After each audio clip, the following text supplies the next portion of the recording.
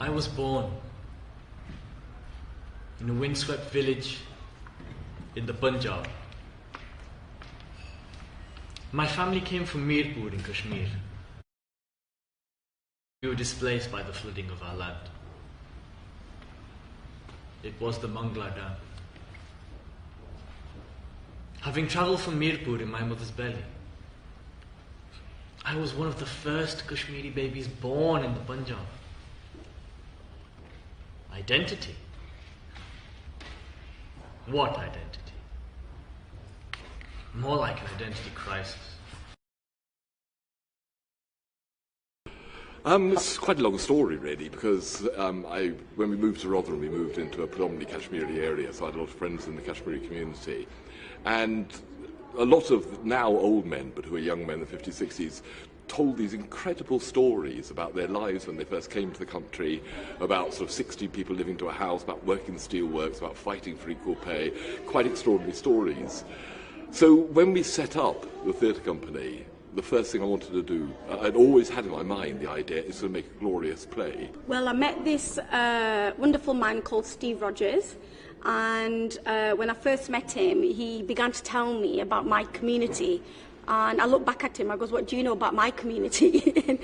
And how I got involved with the project was somebody who's doesn't look like me, completely from a different community, is inspired by our community history and wanting to tell our story. And that really engaged me when he told me what he would like to do. And I kind of came on board at that point.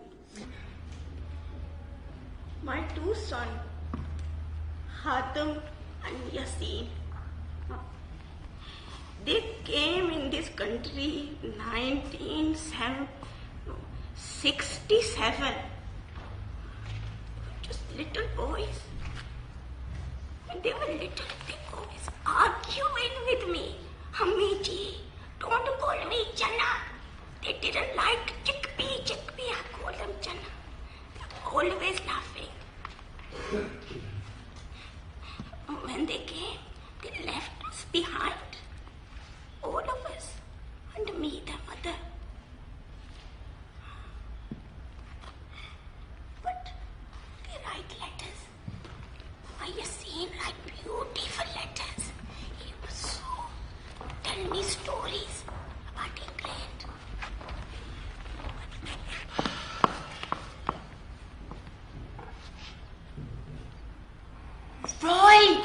Roy! That Packy's got a family with him! You what? It looks like his family. How bloody many? About 4 or 5. Oh, his wife's pretty. Oh, she's got lovely long hair. Oh, a little girl! Oh, Roy, she's got a red Packy dress on. Bloody hell. When we first set up the idea of doing performance and telling the story of the Kashmiri community was quite alien to our community. And so a lot of people who were very, very suspicious about it felt this might be Bollywood, this might be, sort of girls dancing on stage and all sorts of inappropriate things. And we were very, very careful to be sort of culturally sensitive. Good kids. It didn't mean people like me. Nobody saw me.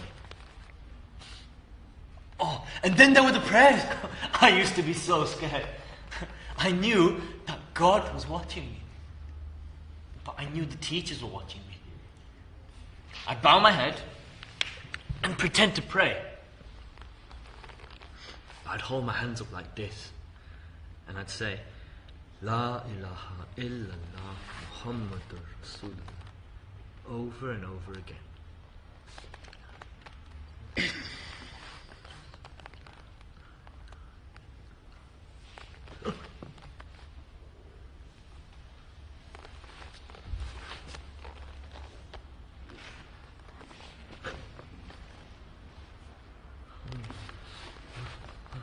Can I ask you something? You don't pray proper. Why do you do this? You say all that stuff. You do this. We pray different. I'll get into trouble if I pray English way. Trouble from who?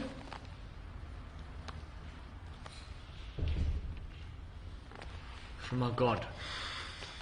Basically, I didn't know I could write. My background is not arts or performing arts. And as Steve and I began to talk about the project, and what I loved about the ideas that Steve had was to base it upon authentic stories. This wasn't what I thought was my history or what Steve thought was our history. This was going out and doing a model that was based upon doing community research, and that was partly my background. And so for me, it was, after we did all the research, we interviewed all the first generation, that was men as well as women. I realized I had a natural ear for the story, and I connected to what people were saying, and it inspired me to have ideas, really. And I was very lucky that Steve was somebody who, as I was kind of sharing my thoughts through the interview process, he's like, looked at me and said, that's good, I like that. And next thing we knew, very organically, we began to work together. And obviously, if somebody told me 15 years ago that I was going to write a play and it's going to be toured around England, I said, absolutely, never in my lifetime. But as it turned out, that's exactly what happened. And then there was going to town. We had to play dodge the skinheads. Sometimes we were lucky. Sometimes we weren't. Hey, right, sweet, let's go in. Where do you want to go? Hey, oh, look, over there! Don't back the session! Come this way! Go! Quick, bastard!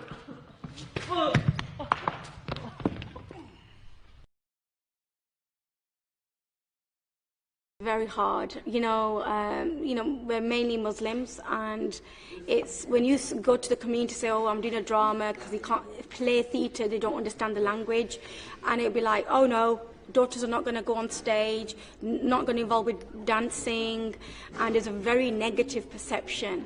And we've kind of slowly perfected it, but not 100%. And the way that Steve and I work, we do engagement.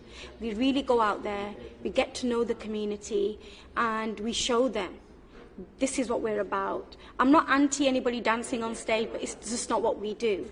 And there's a different kind of arts there, and it's trying to educate different people about, you have theatre, you have movies, you have this, and even within theatre you can do so many different forms of art. So it was very difficult for people to trust us, that we weren't going to abuse maybe their children, having all maybe mixing on stage. And when we began this story 10 years ago, we didn't even have men and women mixing on stage. Where we were very lucky that our story lent itself to be told with men and women separate, because the men came over first on their own.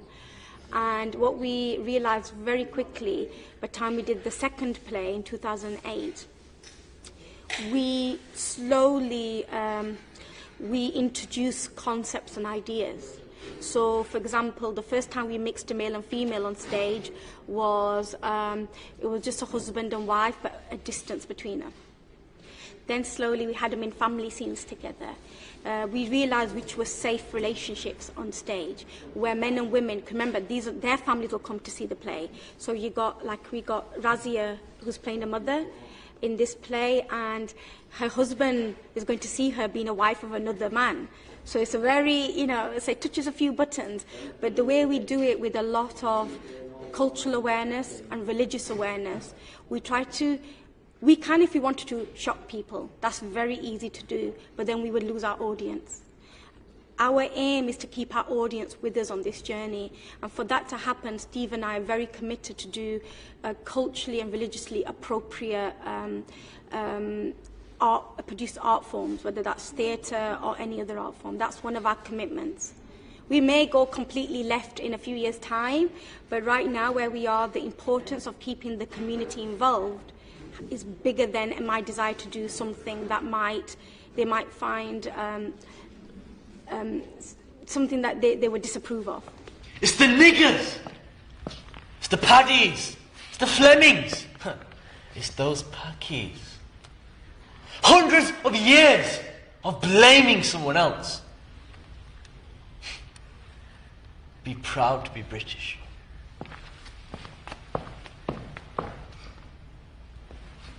No, really.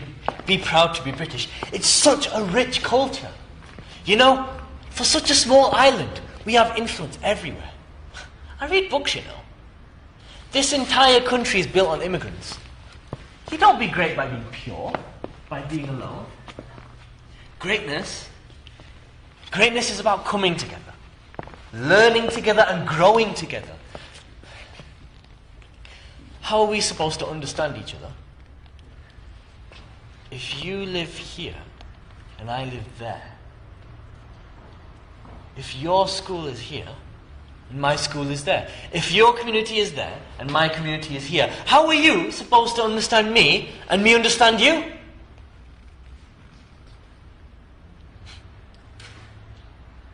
You don't get much understanding by kicking the shit out of me. My brother told me a long time ago that he was doing a play about racism. So basically he said that, oh, it's really good. And at the time I was studying performing arts in college and I wanted to get some more acting experience. So he said, there's a spare part, why don't you give it a go? So I started playing just the lower parts, the small ones, and with time I evolved into playing his big older brother, which is a larger part. So really I just fell into it by accident. But honestly, I didn't realize that it was so hard hitting, and so there was so much life behind it, so much truth, so much, because all these kind of things, they happen in society. So I felt, oh, by being a part of this, I'm doing good by spreading a message, really, because at the end of the day, it's about my parents' culture, because they all went through that as well. Nationally, our people from Bradford, Birmingham, and Pakistani bande. No, Baba, our people, our supporters. Oh, front ne, na? Front ne? No, Baba, look, our people. There are people they come to support us. They don't like the National Front people. They come to look after us. They're called socialists. Social ne? Kya bakwas bol na? Social ne? Look on Milton Road. Baba, look, the coaches came. I met Steve on work experience when I was in school. And basically, I just walked into a room and he looked at me and he said, "Can you act?" And I said, "Yes." And then I didn't see him for 3 months. 3 months later, he called my school and said, "I'm looking for Samir. I have a part for him in a play, and I'd like to cast him." So that's how I got the part for this play. This was 7 years ago. That's how I met him. I just by chance, I walked into the room and he just looked at me and he must have thought I fit the part. I don't know.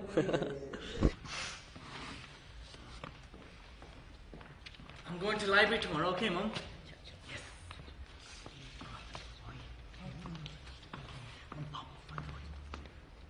Tomorrow you go nowhere. Why? I always go on Saturdays. I need new books.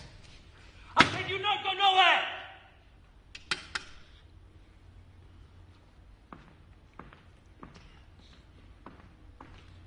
For me, my Doctor Who books have to go back tomorrow. Please, no, don't Ami, no town tomorrow, na. Medical books and doctor books. Ami, they're not medical books. Doctor Who is story books. You get to know, obviously the story behind it. Obviously, it's all based on the fact that where Steve and Tiger have obviously interviewed people to get the stories and obviously made their story from their experience and stuff like that. So it's good to get obviously to know what experiences they had and how sort of the white people back then interacted with them, and obviously in a negative, obviously with the NF marches, and obviously the positive side of it as well. The character I play, for example, he sort of starts off. I won't say he's necessarily racist, but he's a bit.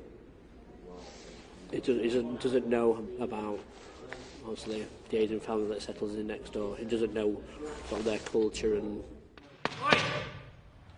What are you doing? Making a poster. I'm on strike. What strike? What's it got to do with you? I work at Steensley Works, Steensley Bridge. What would you know about being on strike? I've been on strike. What would you lot know coming over here? In jobs.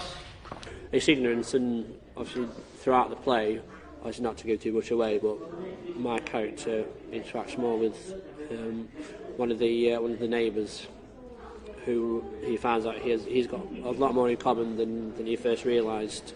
Then obviously he gets to the point where he realises that we're not so different, kind of thing. It's kind of a journey for Roy, more than anything of discovery, kind of thing. So.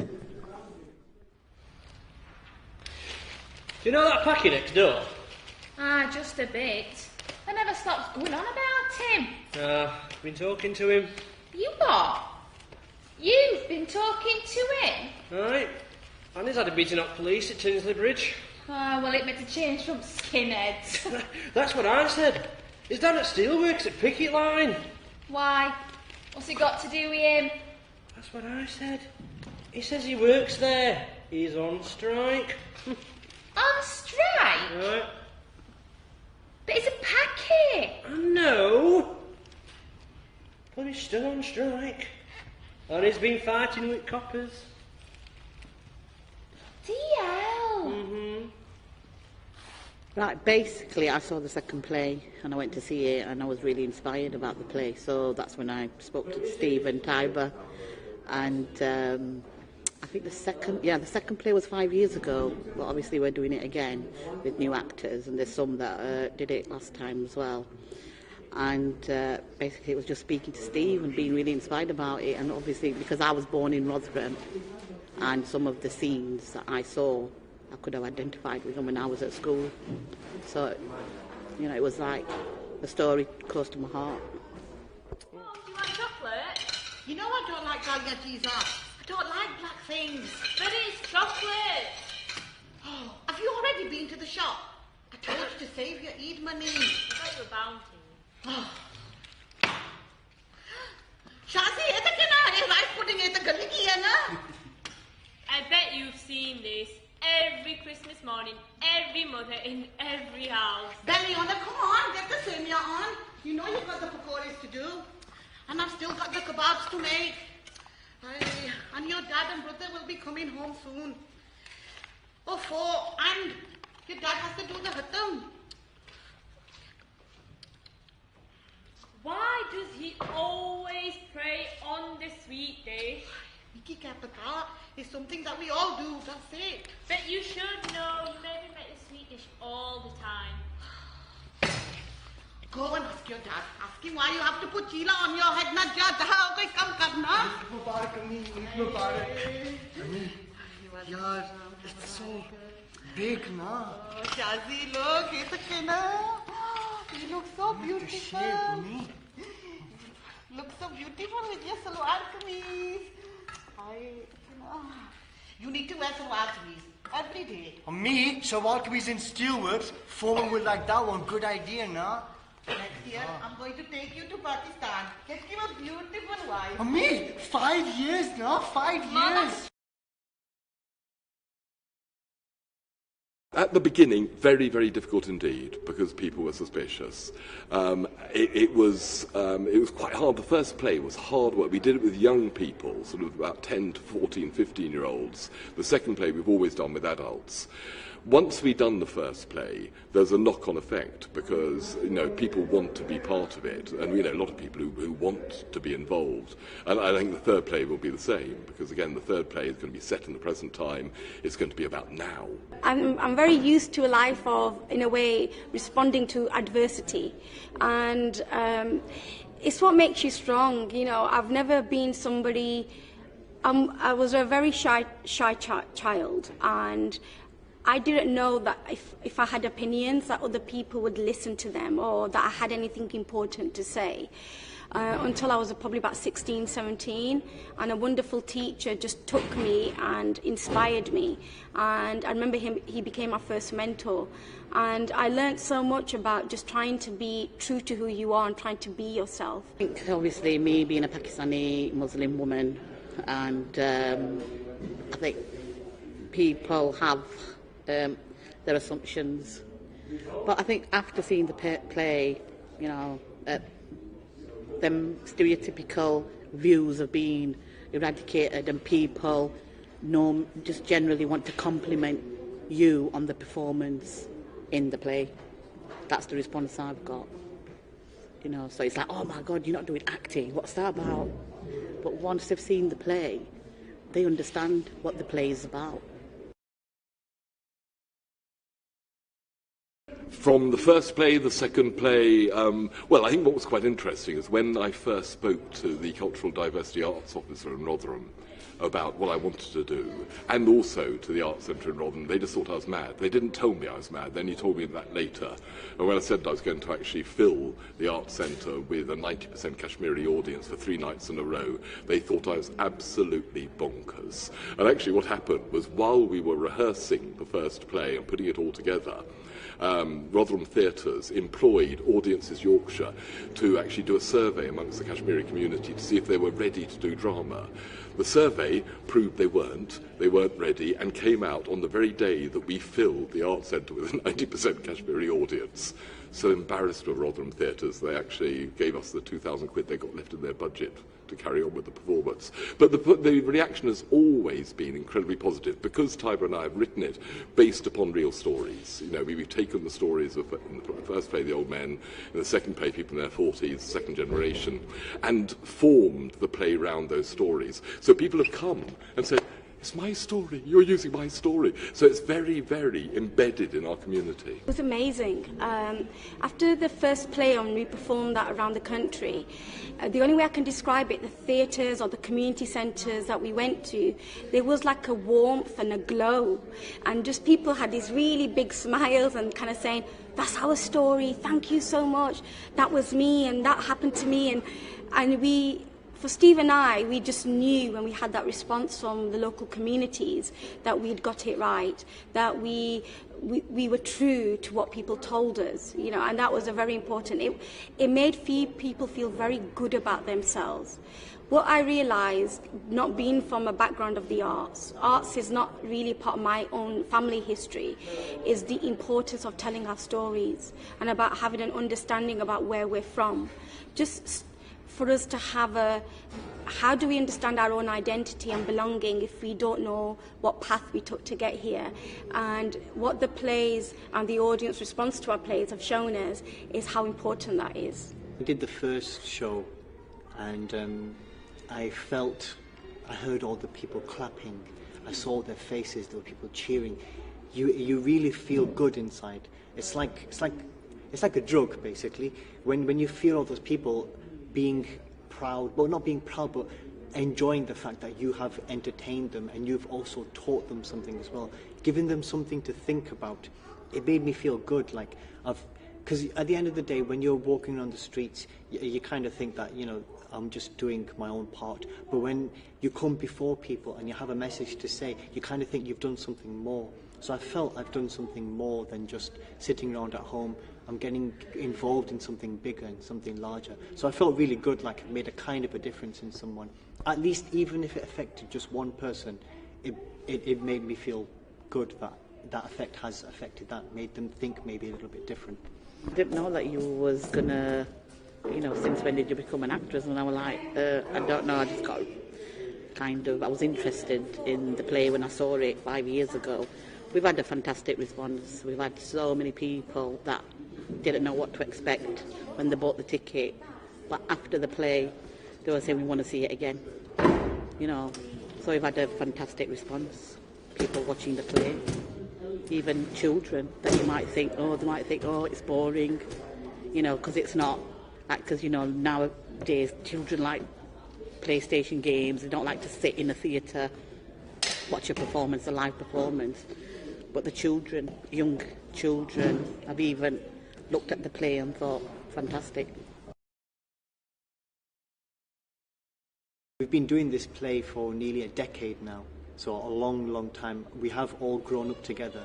Honestly, in the beginning, I was scared because of all these new faces, but after a while, you get to know their personalities. So a lot of people in this play, they play totally different parts to what they're like in real life. Al, for example, he plays a hardcore racist. He calls everybody bad words, really racial words.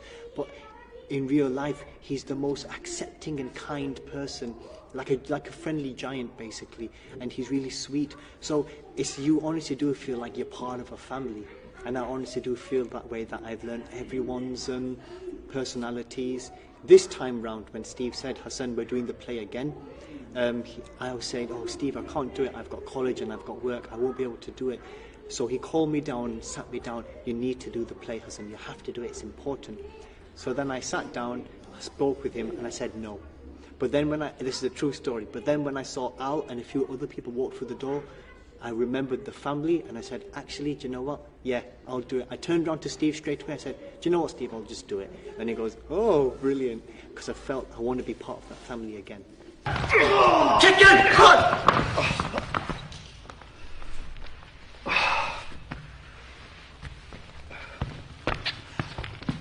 Beating, kicking, hanging, cutting, killing, slaughtering. It's always been so. The Flemish, the Jews, the Irish, the West Indians, and now the... From when I was young, I was told that Pakis were taking over our country. They were taking our jobs. They were getting cheap houses. They had no respect for our culture. Just even try to fit in. And I was told from when I was young that do-gooders were only helping them because they were stupid. And what's more, they bred like rabbits. And why did they need all them community centres? All that racial equality stuff. Why couldn't they just learn to adapt to our country? I mean, if they wanted to live here, they could fucking well make an effort to fit in. And I was told that my grandfather bowed down to your lot. Wouldn't even look up if a bucket was falling on his head. He was all, oh yes, sir. Oh no, sir. My dad worked hard all of his life in your steelworks, feeding your country. He held his head just a little bit higher than my grandfather's, and you lot tolerated him because you needed his sweat to feed your mouths and keep your country going. And us lot, we took the beatings. We took the abuse. I didn't ask to come here. But we went home with busted lips and bleeding noses. Not anymore now. I'm not taking it. You bring 5, I'll bring 10! No! Get off! You've all done it for glory. For fuck's sake, when is it going to stop? Just stop this dance off. My dad's bigger than your dad. I've got more mates than you. I've got a bigger metal bar. I've got a knife. I've got a gun. When's it going to stop? What's going to be left? 2 dead bodies on the street and no one's going to care. Then you'll have something in common. And it wasn't, believe it or not, until I started this play, this is now nearly 11 years ago, that I actually understood what my background was. Even though I was born in Kashmir, and particularly in Azad Kashmir, I had no idea that it was this separate country. I didn't understand it. I didn't grow up in United Kingdom where people called me Kashmiri, they called me Pakistani, or they called me lots of other bad names. So it was very hard to know. I thought Kashmiri were just a group of people. I didn't know they're actually a group of people in a different country, that it was one of the oldest countries in that region. And so the irony was, through this process, I learned who I was and what my history is. But being a woman, I just think I'm very grateful that my family did migrate here. Do I have a lot more life opportunities? Of course. The things that I do now, I know this possibly may not have happened to me if I hadn't come to the UK. But at the same time, I look at my kind of forefathers and foremothers with feeling so inspired about how life was, you know, going back just a couple of generations. You know, when my mother tells me, it makes me a bit emotional, that I was born in a... I mean, I saw where I was born because I went back when I was 8 and it was literally an empty room and part of our house was made of mud. And you just think, God, I was born in that corner. And this local lady who used to help to deliver the lambs, she helped to bring me, her name was Masmani, and she helped to deliver me.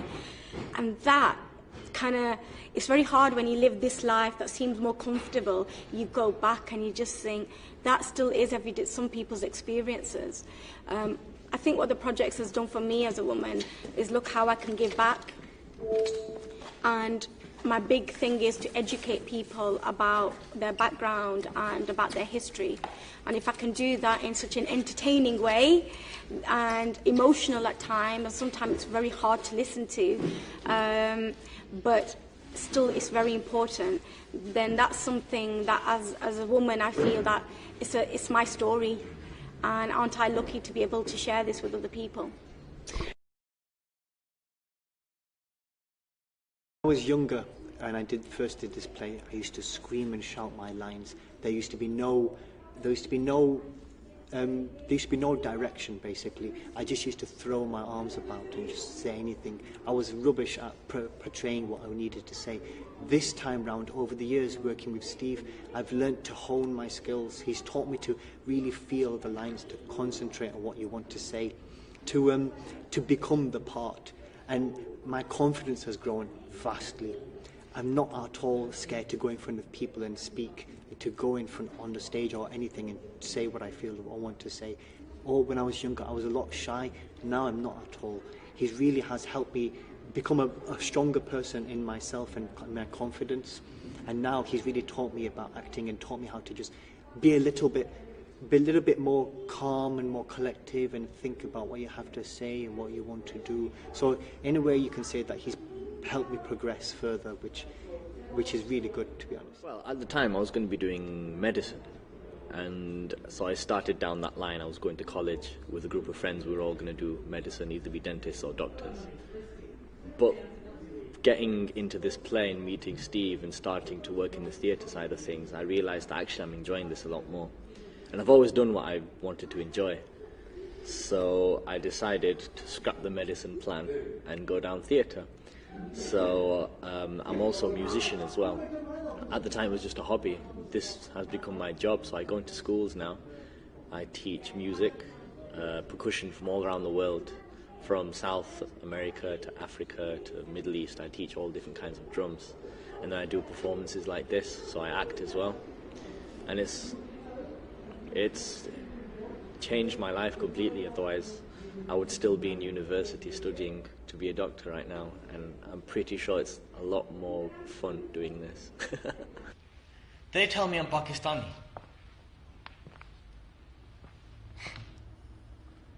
I go to Pakistan and they see that Kashmiri number plate. I get stopped at every junction. A few ₹100 and I'm away, but under their breath, you a bloody Kashmiri peasant.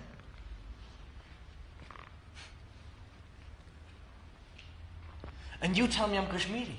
Well, I go to Kashmir and they say, you're bloody, you know nothing of life here. You know nothing of hardship. You know nothing about our lives. What do you know?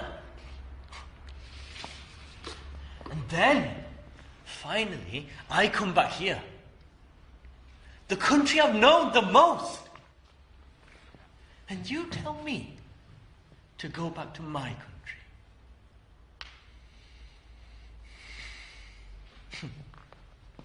Where's that?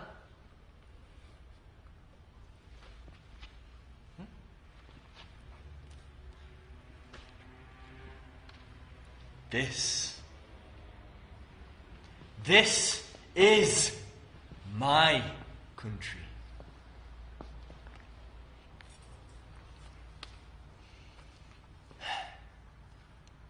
Please, just tell me you understand now. I want what you want. I just want to live in peace. I just want to grow old safely.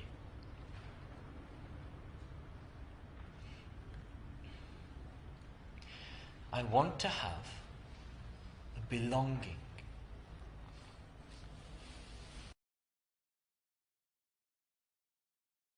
I have been saying for the last 5 years we've got to get on with the third play. And in fact, Tiber had a very, very pressurised job. She got a job as chief executive of REMA, which is Rotherham Ethnic Minority Alliance. And so she was working incredibly long hours. And it was only when I finally persuaded her to leave that job, and they said, right, now.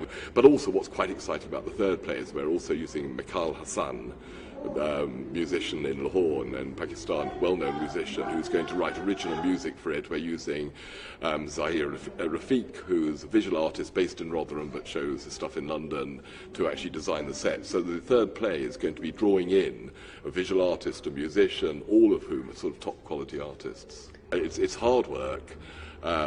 We have ups and downs and things going wrong all the time, but when the trilogy is complete, at that point I think, oh, I can die now. We've done it. I don't intend to, because I'm going to carry on, but it'll be that sort of feeling of that's our work. Because, as you pointed out earlier on, it is a unique piece of work, you know, and as a company we do work all over the place, we work with all sorts of people, but this particular thing, for me, is the single most important artistic thing that the company has done.